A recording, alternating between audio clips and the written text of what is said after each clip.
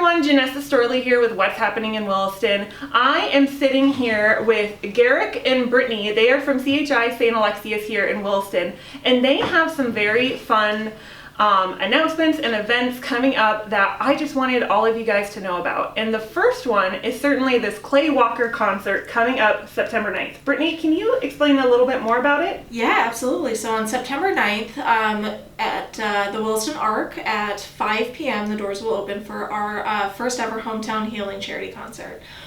We wanted to bring a very unique event to Williston for our signature fundraiser this year after retiring our golf classic, and we chatted for a little over a year, did all of our research, and decided that this was the route that we wanted to go. So this event has been in the making for just about a year. So we brought in Drive North, who is a production and promotion team from California. They also have an office here in Williston, and they worked tirelessly to negotiate with Clay Walker's team and to get him to come here. So we're so excited. And the gentleman who's opening for him is Ben Haggard. So we haven't made the public announcement yet, but we can talk about it. Ben Haggard is Marl Haggard's son. Okay. So he'll be opening for Clay Walker. So doors open at 5, music starts at 7. Both artists will play for 60 to 90 minutes each. Williston Parks and Rec is going to be running the bars, so they're also going to be raising funds for their programs as well. Clay Walker is going to sign 2 handmade acoustic guitars the morning of the show that we'll raffle off throughout the course of the evening.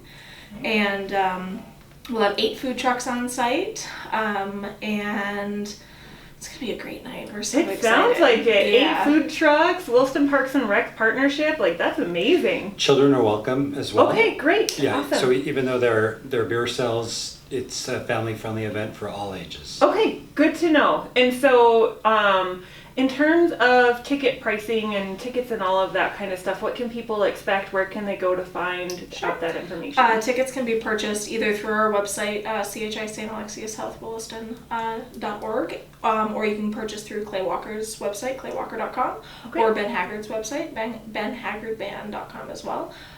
We have low bleacher seating, which is $40 a piece, and then general admission standing, which is $50. Okay, awesome. And all of this will be in the Williston Arc, and it's primarily going to be basically like where the walking track is, downstairs in the basement. Is that correct? In the basketball courts. So Drive North is bringing in a false floor to protect the basketball courts and the track. Awesome. Because we want to make sure we're good community partners and we take care of what has become kind of an iconic space in Williston. Yes. So making sure we protect the floor. We'll be bringing in, or they will be bringing in, almost 100-foot long stage, and they are suspending 3 high-definition 20-foot video walls from the ceiling. Wow. Professional lighting, sound, everything across the board from these guys. We're really lucky and excited to have them. It won't look like a basketball court. No.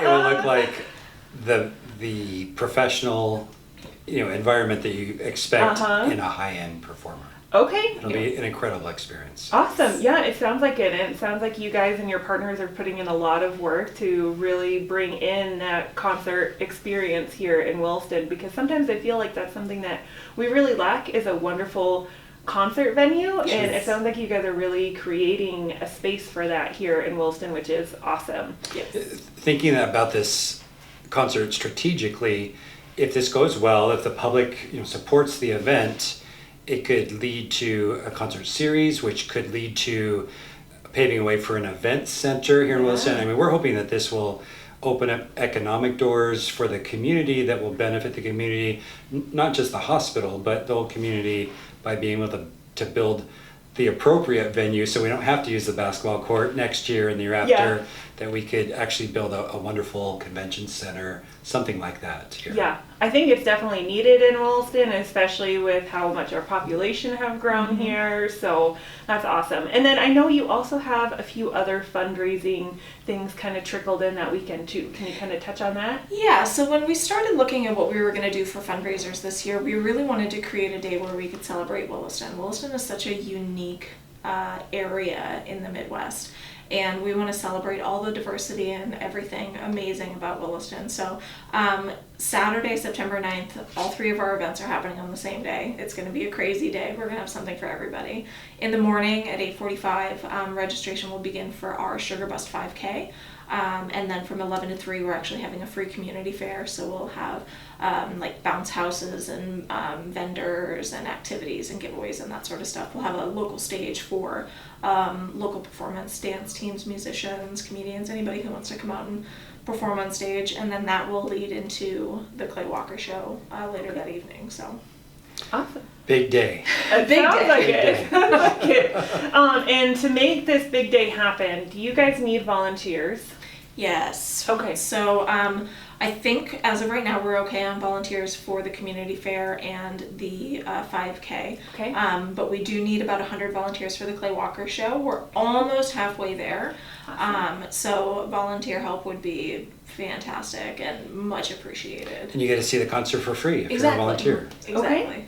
And where can they go if they are interested in volunteering that evening? They can actually just email me. Okay, yep, great. So you can go to Williston Foundation website. My emails and phone numbers right on there. You can give me a call or shoot me an email. Perfect. Great. All right. Yeah, volunteers are always so crucial. Yes. But then, aside from volunteers, sponsors are also huge as well, too. Huge. We have seen some amazing support from our sponsors. We have a lot of businesses that are actually supporting us for the first time because of this show. So just a quick shout out to the sponsors we have so far. Our media sponsors are Ask Transportation, WellPro, Knife River, Western Cooperative, Credit Union, Dawa Solutions Group, Delaney Distributors, First International Bank, and Basin Electric Cooperative. Our hero sponsors are Stealth Energy Group, One Oak, Williston CVB, and Broughton Plumbing. What's really cool about our hero sponsors is with their sponsorship level, they get their perks, but they also get 10 general admission tickets that they can then donate to anybody that they think is a hero. It could be a teacher, a healthcare professional, a first responder, a police officer, a military veteran, but we get an opportunity to help them also give back to the people that are heroes in our community. So that's a pretty cool sponsorship level. And then American State Bank is actually our first suite sponsor. It's our highest sponsorship level.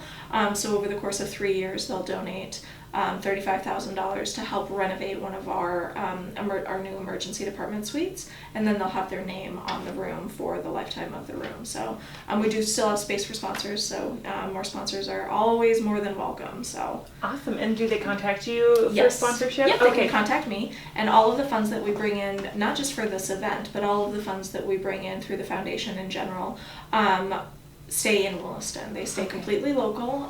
They are not used outside of this facility in this community. So they're used to help fund improvements for the hospital and improvements in healthcare in Williston in general. So Great. it's kind of cool. Well, I think this concert in a whole is just bringing in such a great, I don't know, I would have to say like a really big economic push as well. And you've mentioned before an economic impact report. Can you tell us a little bit about that? Sure. So when we first started planning for this concert last year in October, we actually contacted a risk expert, and in addition to doing a risk analysis, he also did an economic impact study to see what the positive economic influx would be for Williston.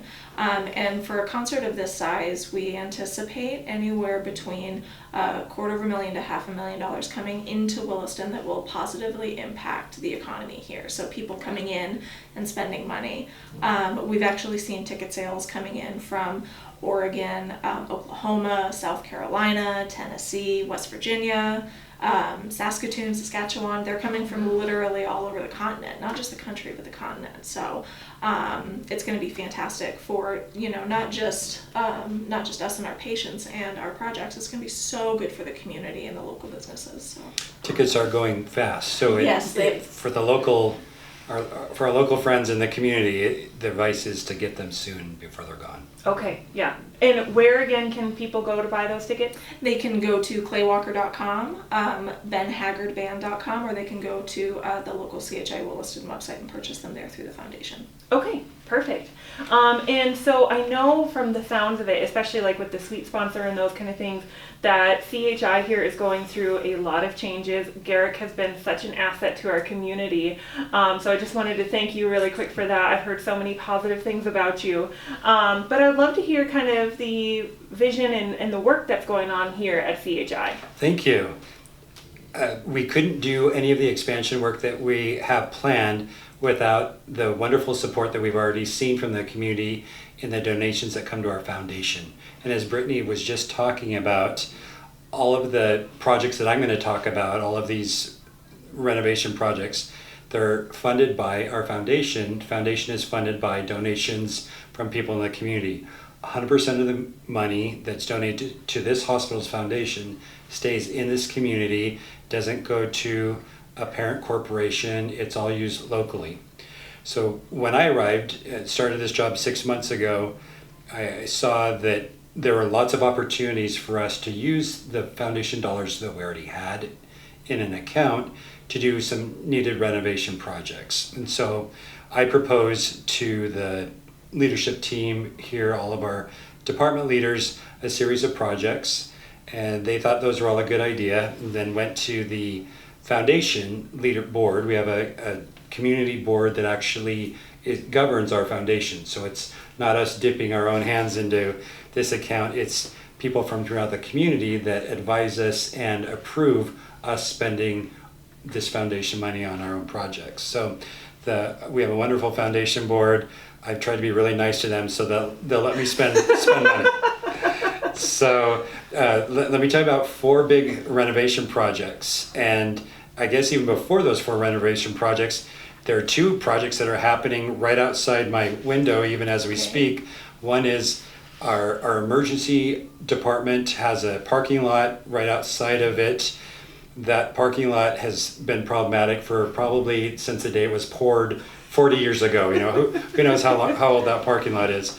But we decided that instead of just having asphalt lots that continually crack and need to be either replaced or patched and always are buckling in the winter months, that we do something that would actually really fix the problem. And so we worked with a local contractor team that specializes in that work, and they said, we think that your asphalt is just sitting on plain dirt, which is a problem for this climate in the winter.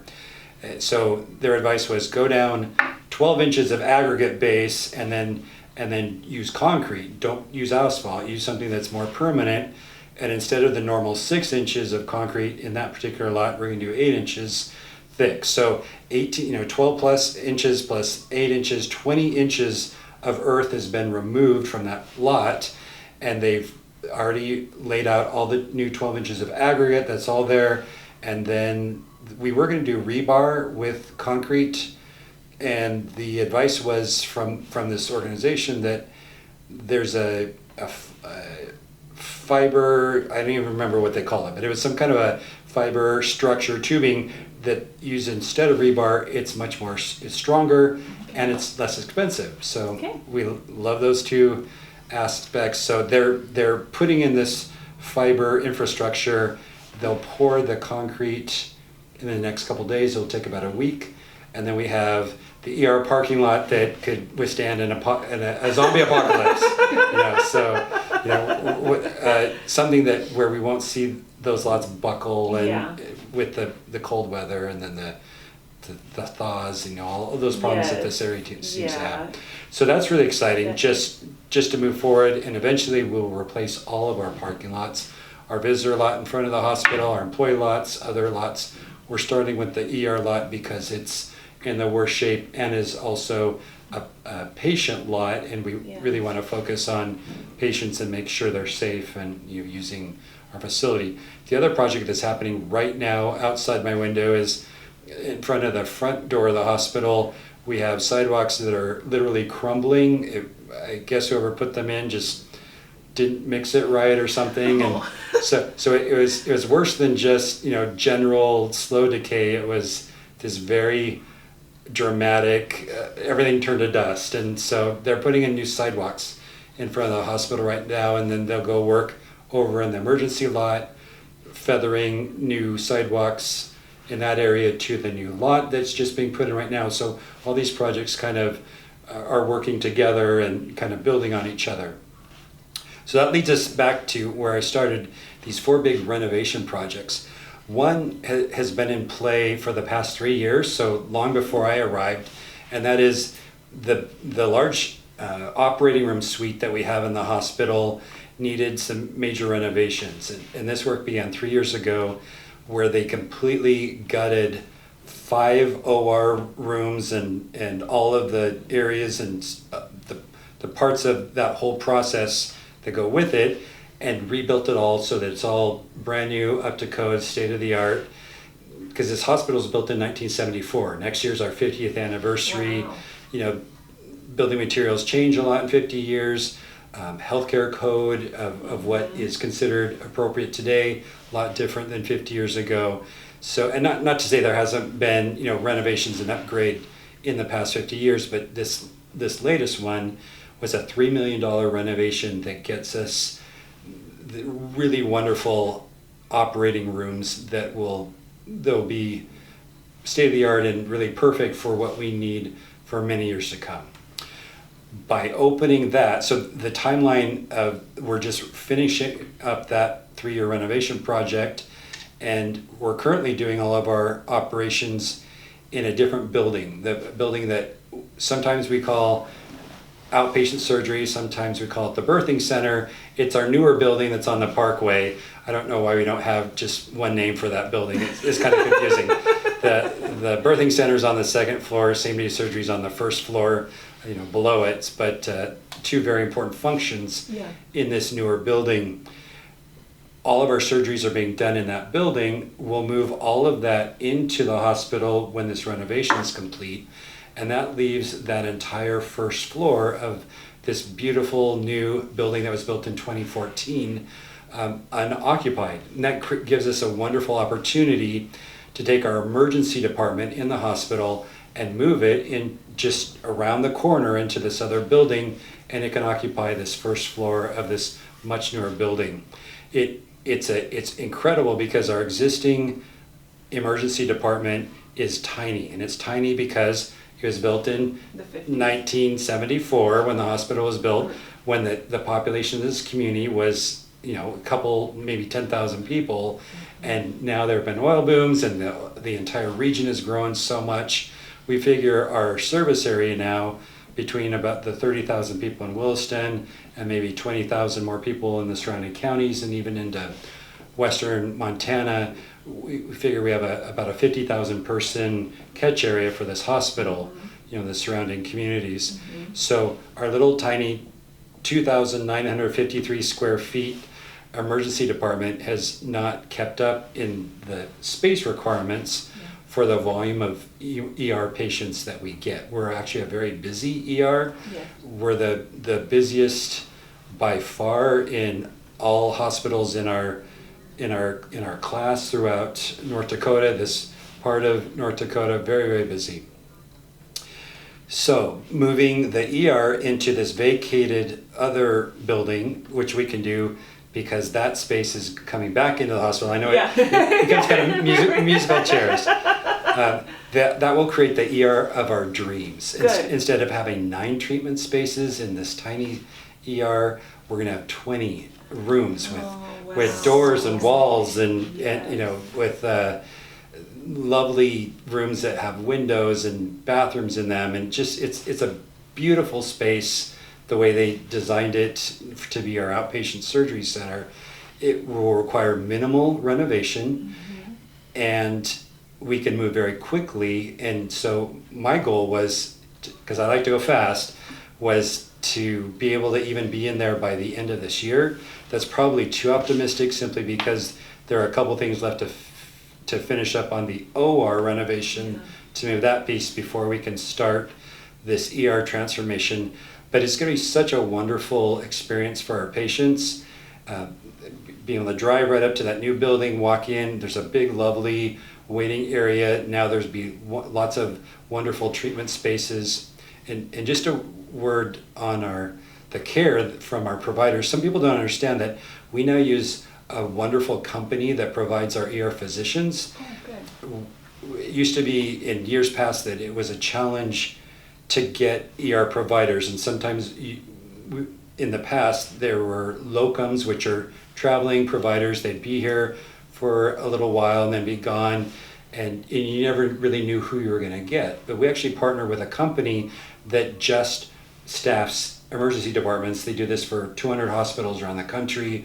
These are top tier emergency room physicians. They live in major cities. They fly in, they're here, they work a week or two, they fly home, and other people come, and then that same provider comes back. So they're constantly here. They're invested in our community.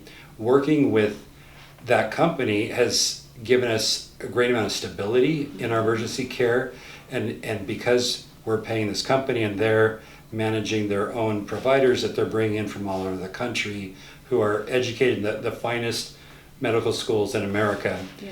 That gives us the ability to hold them to very high quality standards, Yeah. instead of like a locum where that person was here and then they're gone, and they're not really bought into our culture or our quality standards. It's just so much better. The quality of care that happens in our emergency department is really incredible now. It's amazing. Okay, so we talked about two projects, Yep. the OR and the ER move. Two more exciting projects to talk about, because why do two when you can do four? Yeah, exactly. So another one that's really exciting for this community is we have an inpatient behavioral health clinic, an inpatient behavioral health unit in the hospital that has not been in operation since 2010. So we used to have inpatient psychiatric services.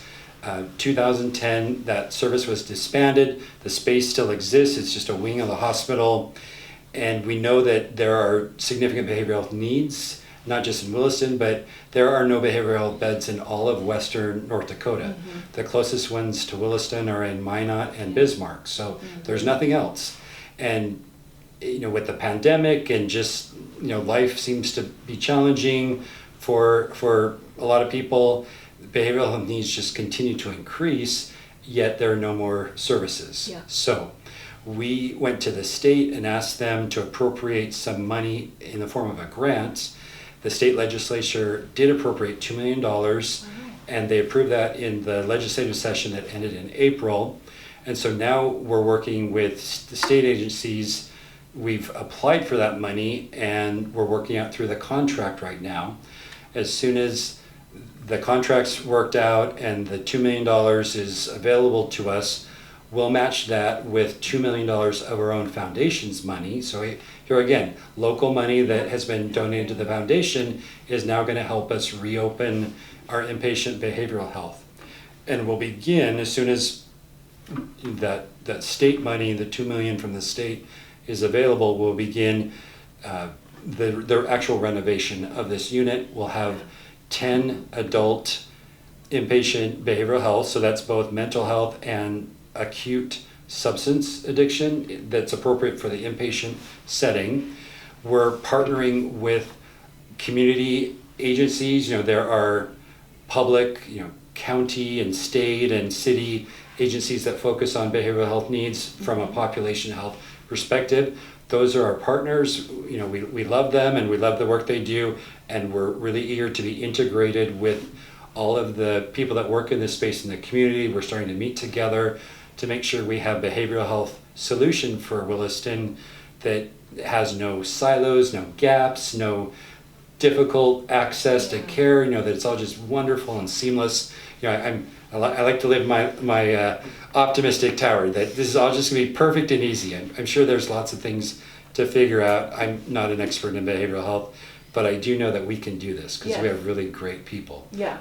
The last project that I'll talk about, our fourth major renovation project, is we have an inpatient unit. We call it our medical surgical unit. That's where people spend the night when they have to stay in the hospital. Either they're sick or they're injured, and that's recovering for a day or two, however long they need to spend in the hospital.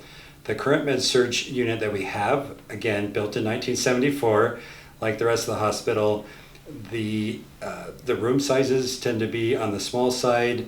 Bathrooms, some of them have showers, a lot of them don't. You have to walk down the hall and use a hallway shower. never popular, with patients. Modern patient care, we want to give our patients all the privacy and the correct amenities, for what is needed and expected in today's healthcare climate. So we were looking at how could we renovate this med-surg unit that has about 25 beds on it into something that is new and modernized, but there are still patients using it. So, how do you renovate a space that's actively being used to treat often very ill patients? The answer is it's almost impossible to do that because it's too disruptive to the care. So we have two areas of our hospital that are being unused. One is our old OB unit and one is an old swing bed unit, and they happen to just sit parallel to each other, and they're just down the hall from med-surg. So the idea is to take these unused units, and they're connected through on a hallway a main hallway in the hospital, but we'd also build a connector down at the very far ends of the units that jet out, that just end in grass at the edge of our lot, connect them there, and so it's really easy to navigate these two areas and turn it into kind of an O, and renovate those both so into larger rooms, much more comfortable, very modern. Make sure we have full bathrooms in every room. Everyone gets their own shower. That sounds like such a simple thing, but when you're trying to renovate a 50-year-old building that you're actively using, the logistics of how do we do this it's been difficult and prohibitive in the past. Mm-hmm. So we're designing how to just basically have new rooms in these areas, renovate them when no one's using them, no one's in them, and then just move med-surg down the hall and use it, and then the old med-surg just isn't used anymore. We'll use that for offices, something that doesn't involve patient care. But wonderful project, all focused on how can we provide the very best care for our patients here in Williston, providing modern, appropriate care that every 50-year-old hospital needs love and renovation. Yes. Yeah. Right? So that's what we're doing. And we'll have to do some more fundraising to get that med-surg project, because even though people have been very generous in funding our foundation, we're now going to be spending a lot of money on these very important bread and butter kind of projects, these renovations, and we'll definitely need to do more fundraising. But I want to be very transparent in that all the efforts we're doing with a concert to raise money and all the other fundraising we do, that directly goes to these kinds of projects, and also funds a lot of our clinical equipment. We needed a new ultrasound machine. Mm-hmm. And the foundation said, okay, yeah, we'll fund that. They're not cheap, but we needed a new 3D digital imaging ultrasound. And so the foundation funds different clinical equipment projects in addition to whatever else the mission-related projects that we're doing here in the community. Yeah, I think one of my favorite projects that we funded in the last year, we are in our oncology unit, the Leonard P. Nelson Family Cancer Center. Yeah. We introduced a new treatment last year for our patients. It's called a scalp cooling treatment. Oh. And it's exactly what it sounds like. It's a little cap that our patients put on following their chemotherapy appointments, and it cools their scalp. And by cooling their scalp immediately after their treatment, it reduces their hair loss by up to 90%. Wow. And because of this treatment, we're the only facility in the Common Spirit system. It's a little over 140 hospitals, and one of two in the state of North Dakota that has this treatment. So it's wonderful, absolutely state of the art. But it's not covered by insurance companies yet. So last year when we introduced this treatment, our foundation kicked in $10,000 to fund the first 60% of treatment costs for our patients, so that doesn't have to be a worry for them. We actually did an interview with our first patient to use, this is my favorite story to tell, first patient to use our scalp cooling treatment over the holidays, and she came in 6 weeks outside of treatment and was so excited because she was scheduling her first haircut. She should have still been losing her hair, but because of the scalp cooling treatment and our foundation's ability to help with the funding to cover that cost, she was scheduling a haircut. Wow. It was just such validating work to see the difference that we're actually making in our patients. And the hospital gives back to the community in a variety of ways. One piece that's not commonly known is that every year our facility covers the cost of healthcare expenses almost up to $3 million for patients in the community that are not able to afford healthcare. So we ensure that everybody in our community that needs care receives care regardless of what their financial status is. So we're here for not just our patients, we're here for the whole community, and it's great. It's really rewarding work that we do. Yeah, that's really inspiring too. And just to hear, you know, the story of whenever you can put a person's smile or a smile on a person's face when they're going through cancer or any other kind of life-altering situation, that is amazing to hear about the work that you do and how inspirational that is. So, all right, so do you mind if we do just a quick recap about the projects that are going on here at the hospital?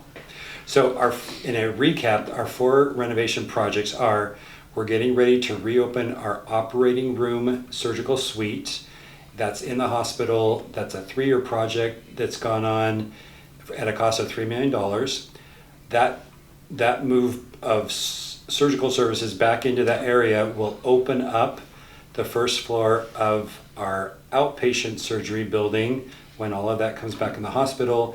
That enables us to do project number 2, bringing our emergency department from the hospital and putting it into this much larger, much beautiful new space in what was outpatient surgery.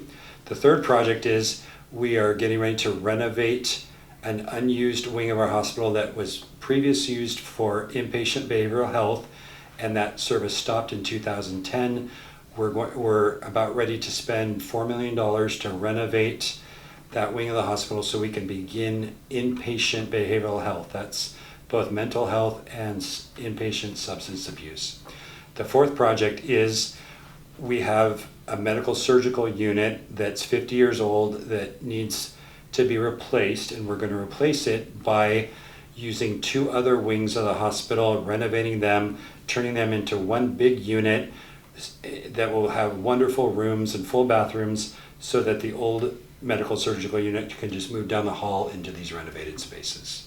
Okay, awesome. Well, it sounds like you guys have a lot going on here, and it's going to be so all of these projects are going to be so beneficial to our Williston community. So thank you so much. Do you guys have like a timeline at all? Or? Yes. So hopefully we'd like to have our operating rooms open in the next 1 to 2 months. Okay. That's the short term. Then by far the highest priority is getting our emergency department moved and reopened in another place. That could take maybe about 6 months, give or take. A lot of this depends really on the availability of construction labor. Yes. Here in this community, there's a lot of building that goes on. You have to kind of get in line for the construction companies to be able to come work on your project. Yeah. So as much as we like to really fast, we are constrained by it's Williston. There's tends to be labor shortages, but we'll certainly go as fast as we can. The third project of renovating our inpatient psych, we're just finishing or beginning contract negotiations with the state, and then we'll actually begin that construction work hopefully in the next 6 to 8 months. That could be up and operational. We're blessed in that we're just renovating a space and not building from scratch. Yeah. The med surge, we're planning all of that renovation right now with architects while we plan the other projects. So we're kind of master planning a lot of facility projects, but we'll actually need to do fundraising to begin the med surge project.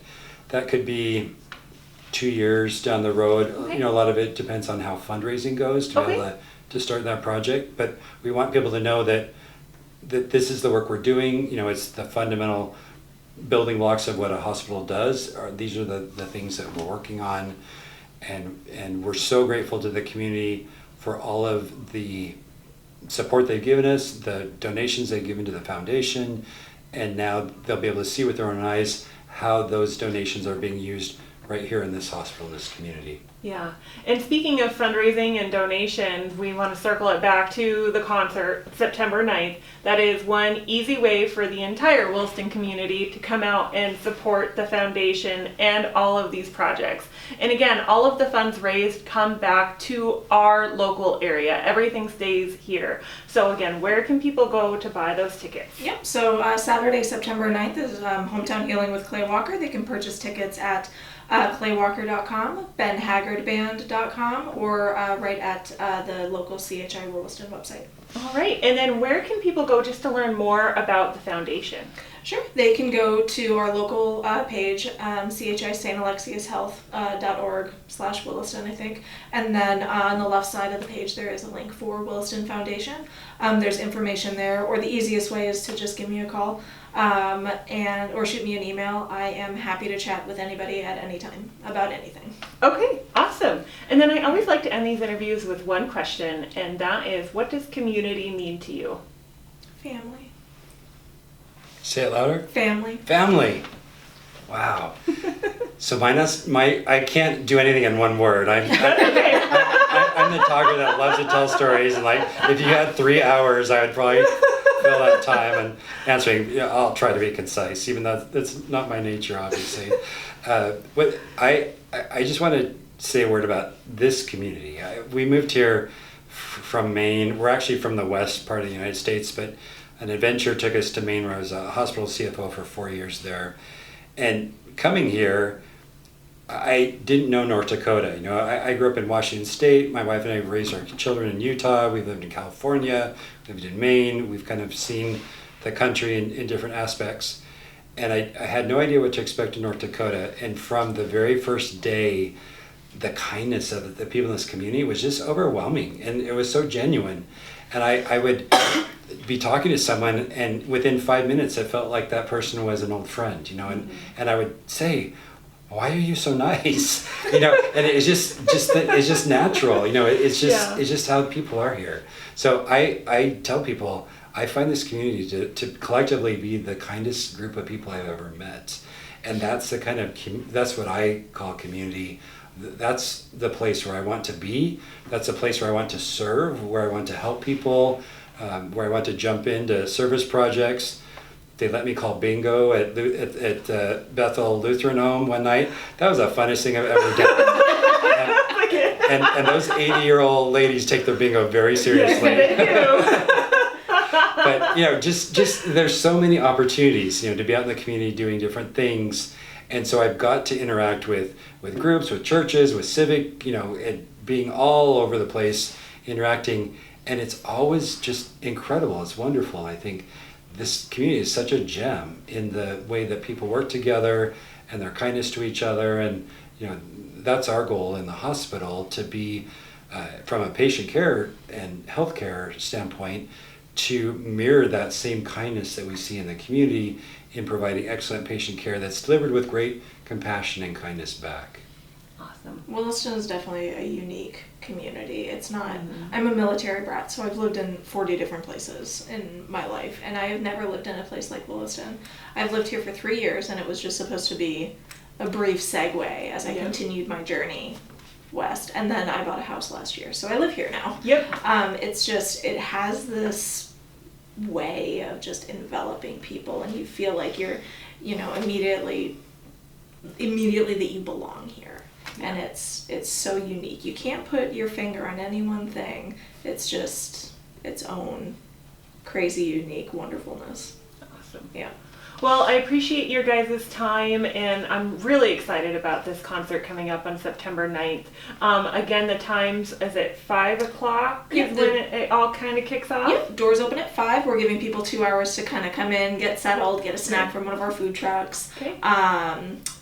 buy some raffle tickets, that kind of stuff. So doors open at 5, and then our opener, Ben Haggard, will go on at 7. Okay, awesome. Well, And he sings all of his dad's songs. oh, right? yeah. You'll hear, so it's awesome. You'll hear the whole Merle Haggard songbook great. in his act, which is amazing, and then obviously Clay Walker needs no introduction. Yeah. So excited. Amazing. Well, thank you guys so much for bringing such a experience to Williston and for all that you're doing here within the Williston community and with the foundation as well. So thanks so much for your time today, and I cannot wait to see how these projects go and how the event goes too. Thank you so much. Thanks, Janessa. Thank you.